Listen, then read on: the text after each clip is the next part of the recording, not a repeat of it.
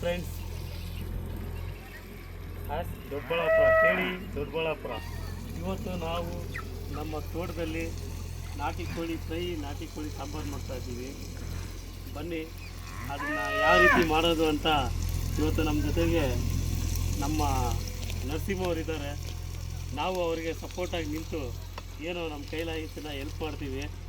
ಹೆಂಗೆ ಮಾಡೋದು ಅಂತ ನಾವು ಅವ್ರ ಹತ್ರ ಹೇಳಿಸ್ಕೊತೀವಿ ಇವತ್ತು. ಬನ್ನಿ ಫ್ರೆಂಡ್ಸ್, ಎಂಜಾಯ್ ಮಾಡೋಣ. ನಾಟಿ ಕೋಳಿ ಫ್ರೈ, ಚಿಕನ್ ಸಾಂಬಾರ್.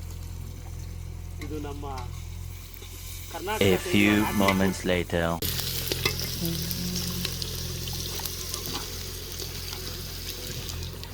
ಏನದು ಒಂದು ಕ್ಲಿಪ್ ಥರ ಇಟ್ಕೊಳ್ತೀವಿ ಕೆಳಗಿರ್ತಾನೆ.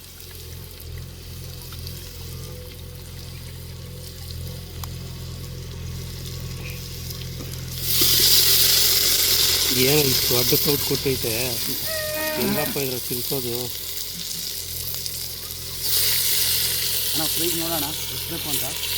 ಅಲ್ಲ ಪೂರ್ತಿ ಅದ್ರಲ್ಲಿ ಹಾಕ್ಕೊಂಬಿಟ್ಟು ಆಮೇಲೆ ಇದು ಮಾಡೋಣ. ಇರೋಣ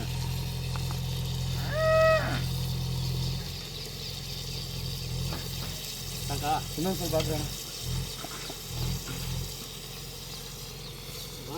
ಇನ್ನೊಂದು ಸ್ವಲ್ಪ ಸಾಕು ನೋಡೋಣ ಬಿಡ್ರಿ.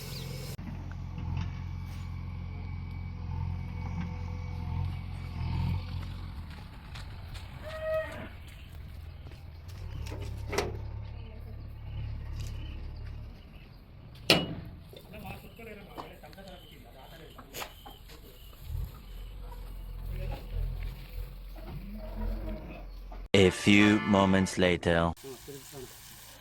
Hi guys, come on. ನಾಟಿ ಕೋಳಿ ಫ್ರೈ ಇದು ಫಾರಂ.